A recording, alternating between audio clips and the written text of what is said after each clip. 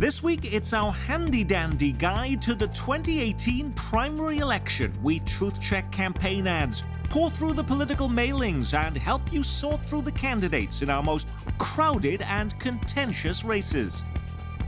Week in Review is made possible through the generous support of Dave and Jamie Cummings, Bob and Marlise Gorley, Smithfield Foods, Haas and Wilkerson Insurance, the Courtney S. Turner Charitable Trust, John H. Mize and Bank of America N.A. co-trustees, and by viewers like you. Thank you. Hello, I'm Nick Haynes, and welcome to the special election edition of the program. What do you do with all of these candidate mailings that get stuffed into your mailbox? Do you make an art project with it? Don't tell me you just throw these away. We've been rolling up our sleeves, going through the claims and counterclaims to get you ready for all the questions, the issues and races you'll be deciding on Tuesday. Refusing to sleep for 2 successive nights to make sure he's prepared, star editorial writer and Mr. Up-to-Date on KCUR-FM, Steve Kraske. From KMBC 9 News, chief political reporter Michael Mahoney. From across town at KCTV 5 News, reporter Caroline Sweeney, and star columnist and editorial writer Dave Helling. After millions of dollars has been spent trying to sway your vote, it's finally time to make a decision about who you want to lead Kansas for the next 4 years. The race for Kansas governor tops our local primary election rundown. You could be forgiven for thinking this is a race between just 2 people, sitting Governor Jeff Collier and Secretary of State Chris Kobach, but there are actually a dozen candidates on the ballot. Let's start with the Republicans. There's former State Senator Jim Barnett. He's from Emporia, picked his wife as his running mate. Then there's Ken Selzo, who's the state insurance commissioner, a job once held by Kathleen Sebelius. He's from Johnson County.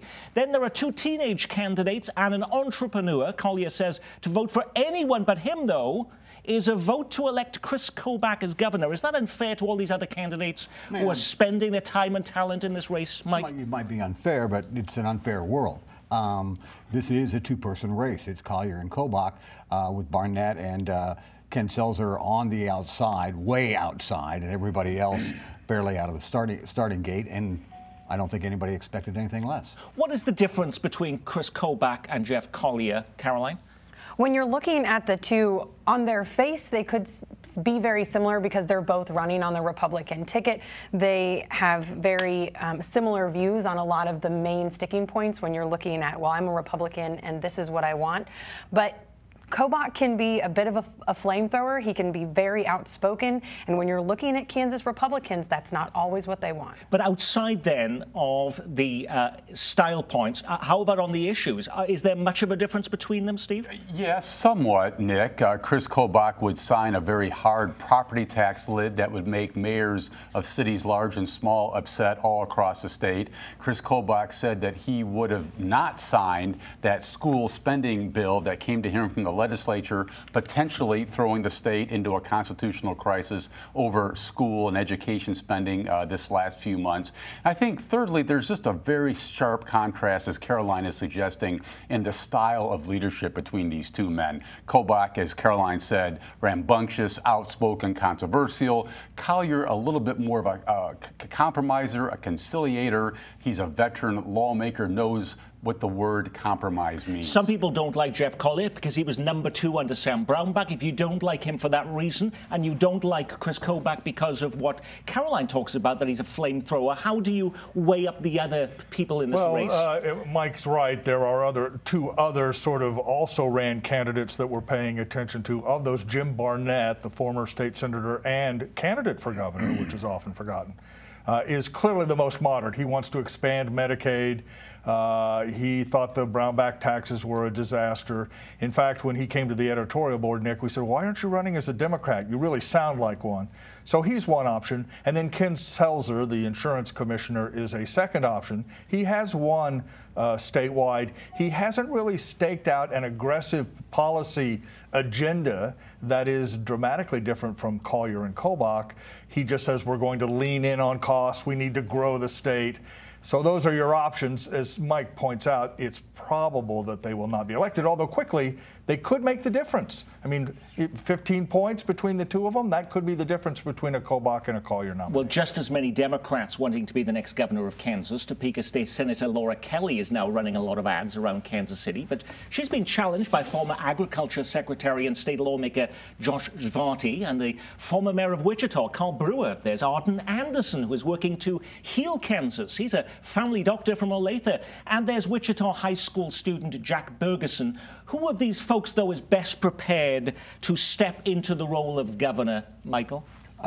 Laura Kelly has got an impressive portfolio and resume, and she has been a veteran state senator and has been part of the political leadership of the Democrats in the state house, even though she's not formally one of the Democratic leaders.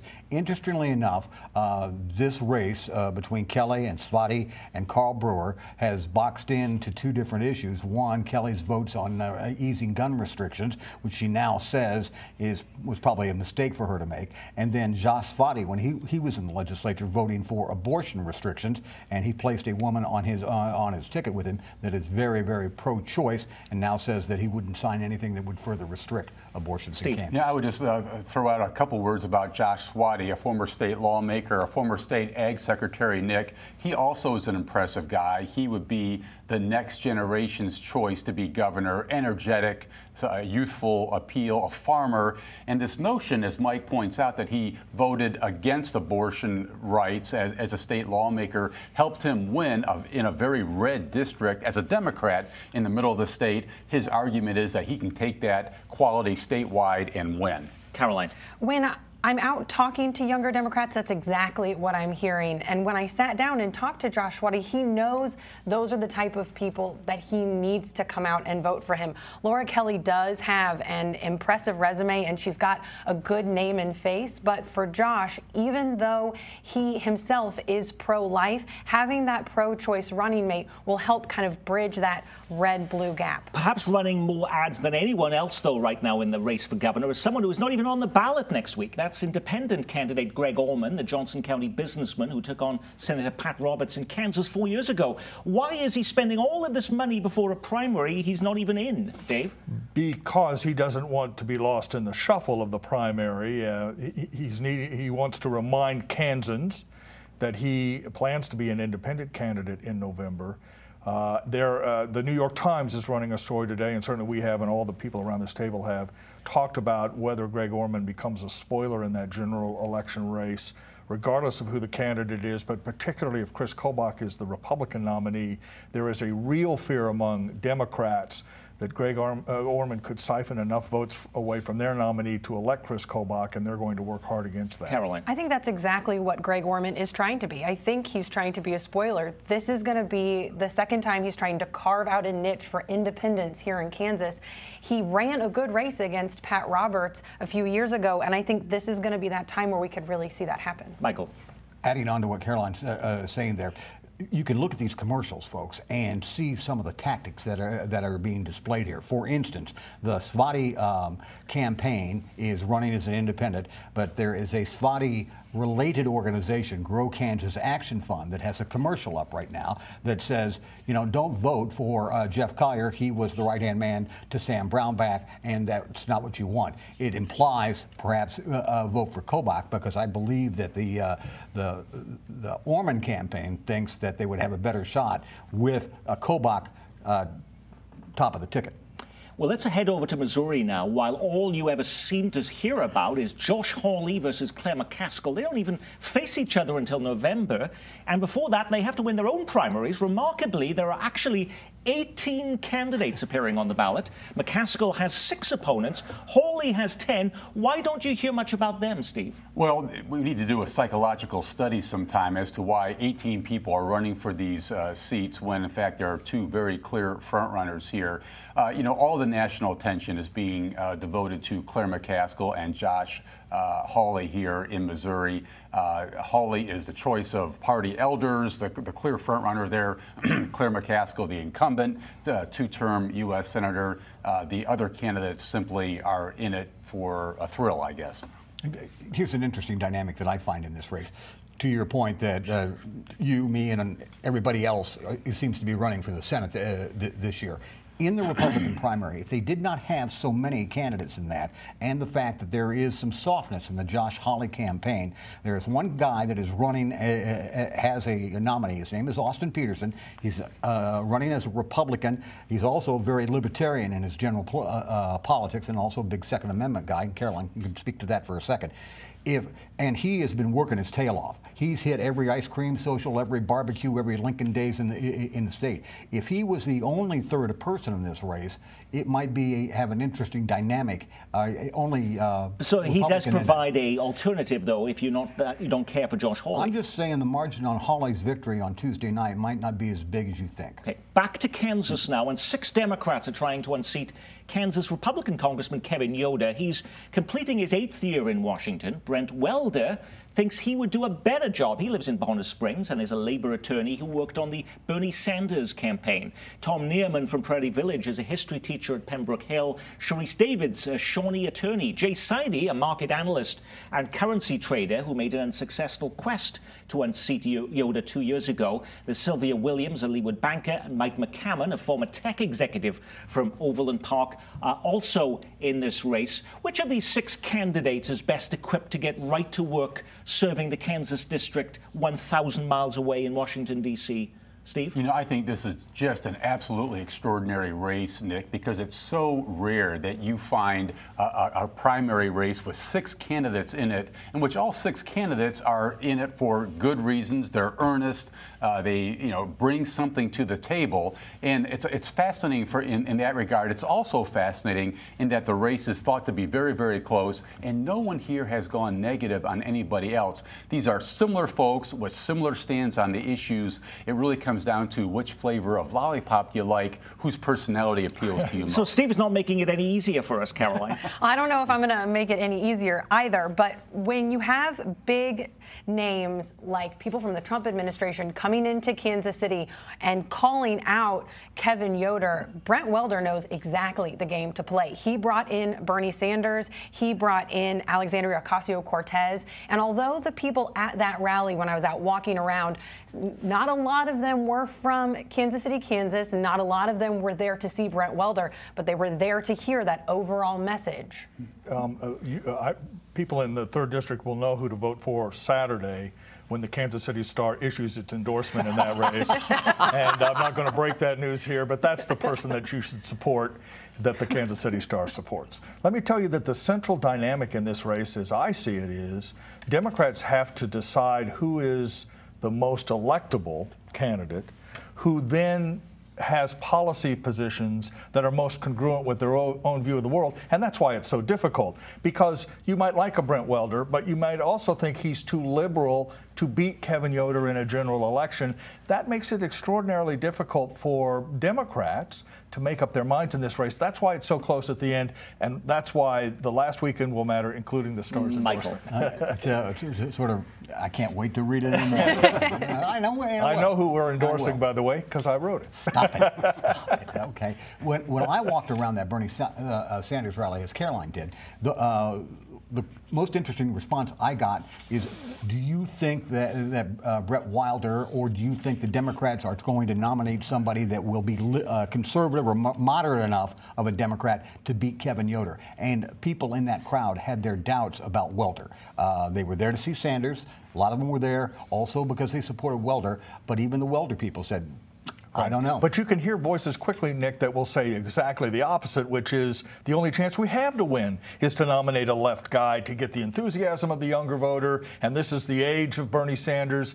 And I don't know how you answer that question. We'll know on Tuesday how Well, voters picking a Republican candidate may also be surprised to see Kevin Yoder facing 2 opponents in his own primary. How come we don't hear anything about political newcomer Trevor Keegan, an IT consultant from Lenexa, and Joe Myers from Overland Park, who says he's a fervent opponent of President Trump, Steve? That's because Congressman Kevin Yoder is a veteran in the halls of Congress, and he has $2 million in the bank to support him going forward, and these 2 other gentlemen do not. Well, what's the biggest ballot issue you're going to be deciding Tuesday? That prize goes to Missouri's Proposition A, right to work.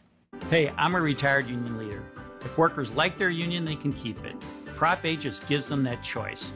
The verified truth is Prop A is good for all workers, and that means more for our roads, security, and schools.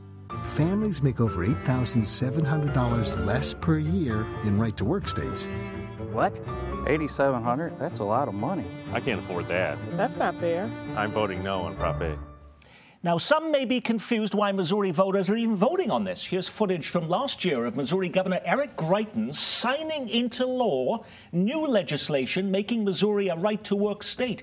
How is this different, Michael? This is different because organized labor in this state has organized this massive campaign to challenge it, and they got hundreds of thousands of signatures, 300,000, in order to put it on the ballot. This was Greitens' signature issue during his term.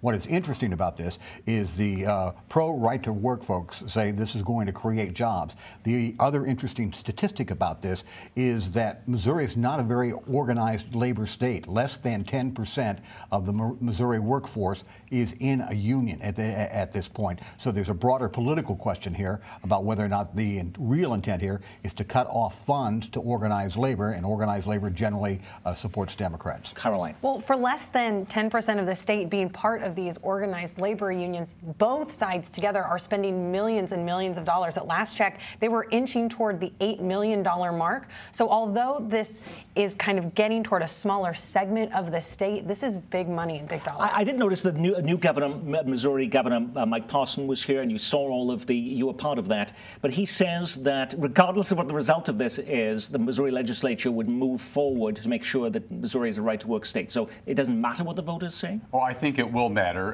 in a strong way, Nick, particularly if the result is decisive here. I think what's important for your viewers to know is that Missouri really now is a battleground, a test case nationally for the future of right to work here in the heartland of the country. Missouri will determine that on Tuesday. Now, in Kansas City, Missouri, voters will be asked to decide question 1. Should the city charge landlords a fee for a new rental inspection program designed to clamp down on unsafe and unhealthy homes? We should insist on safe housing that's also affordable, and we can do both, and we should. Some landlords, however, oppose the idea of rental inspectors. To justify their job, they're going to have to find things wrong. The good landlords have to pay more money, which has to be passed on to their tenants. The landlords who do not register their properties, they can rent their houses cheaper than we can. The battle lines have been drawn. Mayor Pro Tem Scott Wagner is with the petitioners. But what we're trying to do is to create a system that we can assure that everybody not only can live in a good house, but if they call the city, don't have the threat of eviction hanging over them. And that's really what we're talking about here. Okay, just some of the pros and cons. But regardless of your view on this issue, as an average voter, will this cost you anything? It will cost lots of Kansas Cityans some money, because half of the people in Kansas City rent their homes, Nick, according to at least some surveys. But the fee is nominal. It won't cost a lot of money to renters. And most renters would say this added lease cost is justified by having a safe, clean, healthy home.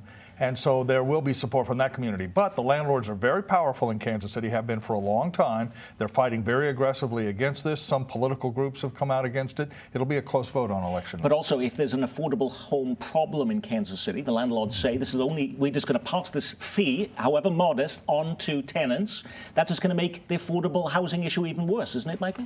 The history of housing and rental inspections in other communities, like KCK, has been one of success. And the fee, which I think is less than $2. It's $1.60. $1.60. That's the figure I had. Caroline, thank you for doing your homework for the show. You're welcome. And I chided her for it earlier. Is minimal, as Dave says.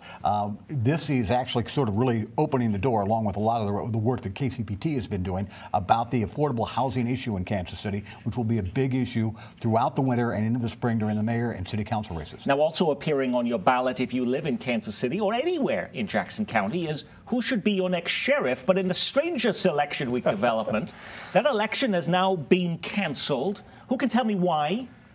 I can tell you why. Okay. Oh, okay. Of course you can.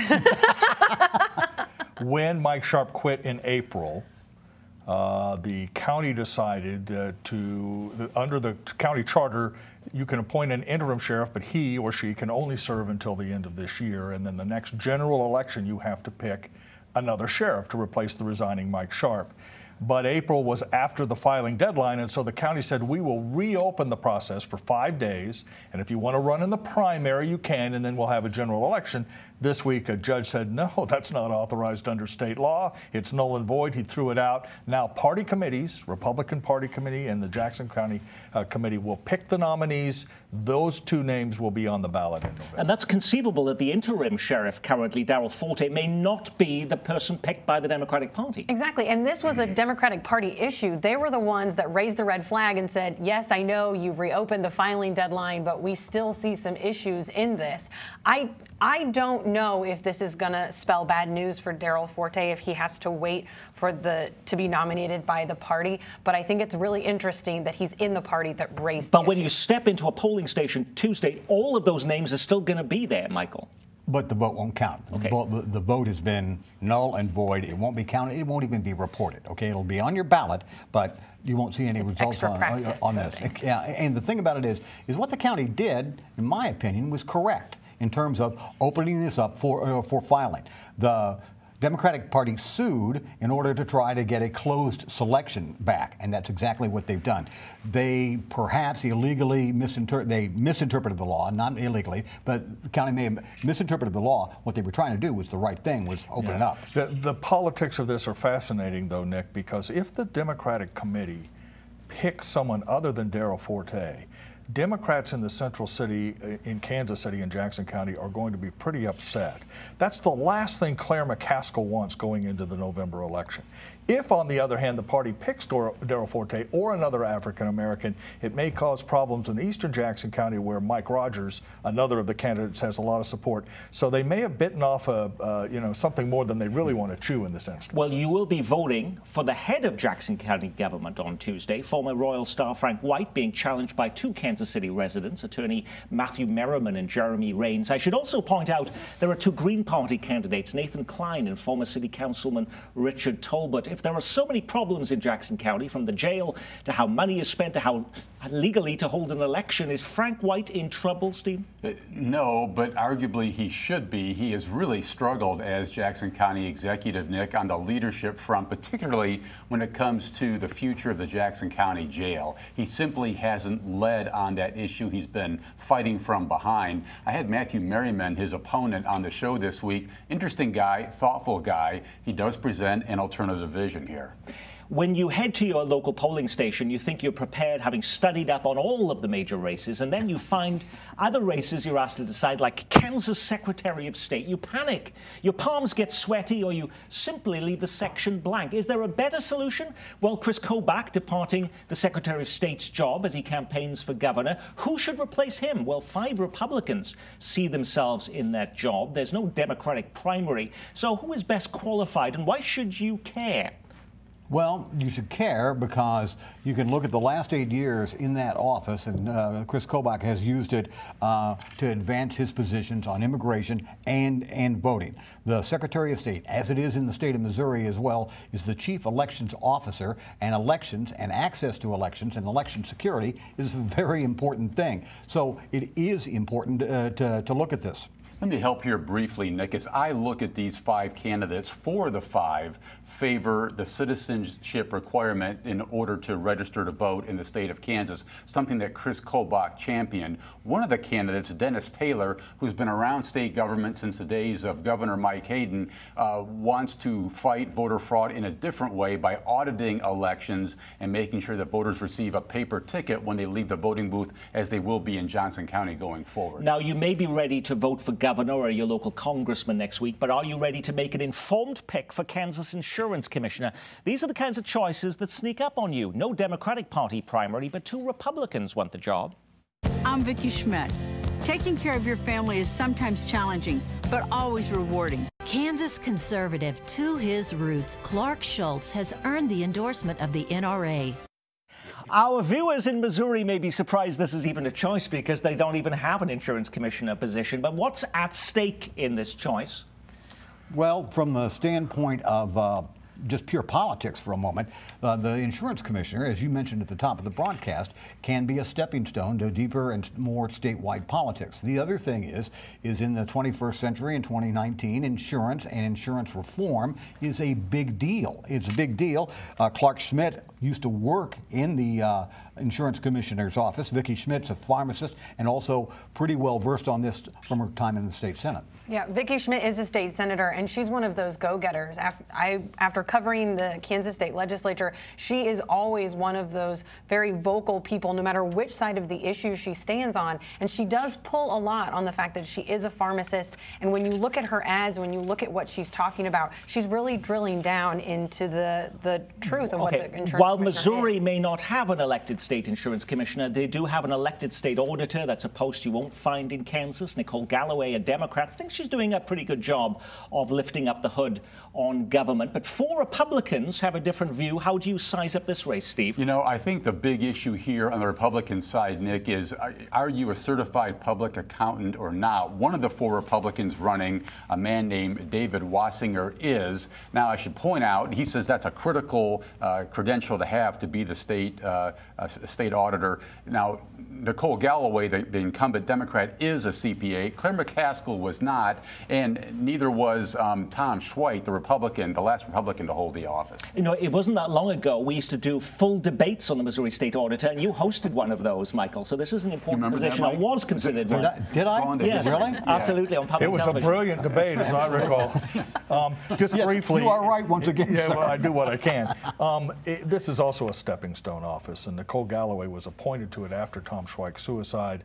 Republicans and Democrats are watching it primarily for that reason. And that is our election edition of Week in Review. We covered a lot, didn't we? Our thanks to our news reviewers, star editorialist and host of Up to Date, Steve Kraske, and KCTV5 reporter Caroline Sweeney. From KMBC 9 News, Michael Mahoney and Dave Helling of the Kansas City Star. I'm Nick Haynes. From all of us at KCPT, thanks for spending part of your weekend with us.